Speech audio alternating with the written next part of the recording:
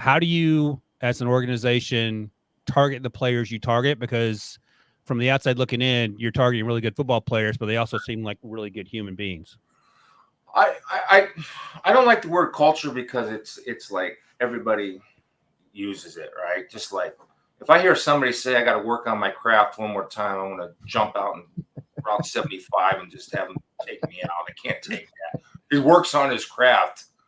No, you do your freaking job. You don't work on your craft. Try to get better at your job. I Sounds work on familiar. my craft. It's like it's not like they're Da Vinci or Michelangelo painting the Sistine Chapel. What, are you working on your craft? What, are you kidding me? It's a job. You're a football player. You got to catch the ball. It's not a craft. I digress. What was your question, Ryan? How do you find the guys that you do find that are good football players and seem to be good humans? Well, I work on my craft very hard. God. Culture, I use the word environment. It's your environment, so it's everything, right? It's just what's the environment. Okay, so the thing is we can't compromise. Invest in reliability. They got to be reliable. This is a little bit different. I was talking to Brad one day, and he was talking to me about the guy that got him into the business. Hey, Brad's got a tremendous story. I don't know, you guys, Rick knows this. I don't know, Ryan, if you know this, but it's pretty interesting. He started off as an intern, I think I think it was the Atlanta Hawks or something in the like marketing department or something. But this dude had a passion for the draft. Brad had a passion for the draft. But anyway, Charlie Army was the guy that gave him a shot. And his three things that he looked for was athletic ability, competes, and instincts. Obviously, you have to have the athletic ability to play at this level, right? Instincts. It's hard to describe, but you know it when you see it. Like how quickly does a guard pass off a stunt to a tackle, and how quickly does he adjust, or when a linebacker knows to, he has to go through a guy or around a guy or under a guy to make a play. You can just see a guy with instincts, and you can see a guy without instincts. I don't know, Rick, if you agree with that or not, Yep. but and then you have to find a guy that competes. And what do you mean by that? Well, it means that he's going to go through the whistle. My dad had a football player that was kind of a guy that I looked up to as a player. Rick, I don't know if you remember this guy. His name was Robert Merriweather. Yeah. He was a center.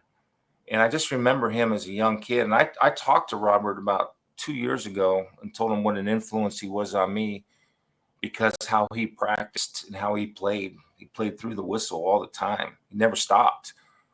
And so when you put all those three things together and you find out that they're reliable and that they're not idiots off the field, it's, again, you keep it easy. You keep it simple, right?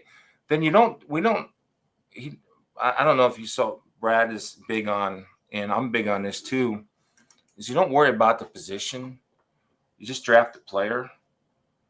And so, for example, like Jameer, everybody, when we drafted Jameer, what was he, 12th overall? 12th.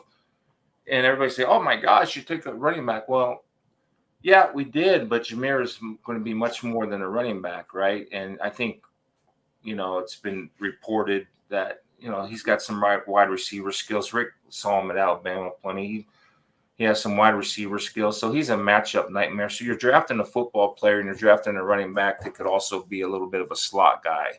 So you're drafting a guy that's a problem. That's when, Brad, you ever see those shirts that say villain or stuff? Like Jameer can be a villain for another team, right? So you draft these villains. Then you say, okay, well, you draft Jack Campbell. You're not, he's a linebacker. And yeah, I agree. That's drafting linebackers, but what you're drafting is not only a really good linebacker who I think is going to have a really good year this year. You're drafting a guy that's going to be in the middle of your defense and eventually be the green dot and a productive player for the next 10 years. And, oh, by the way, he's a leader. He's a leader, and you can see that in him, and guys listen to him. So we kind of just go off of you invest in that reliability, and they have AA, they have competes, they have instincts, and they're not an idiot. It's a pretty good formula. to go by.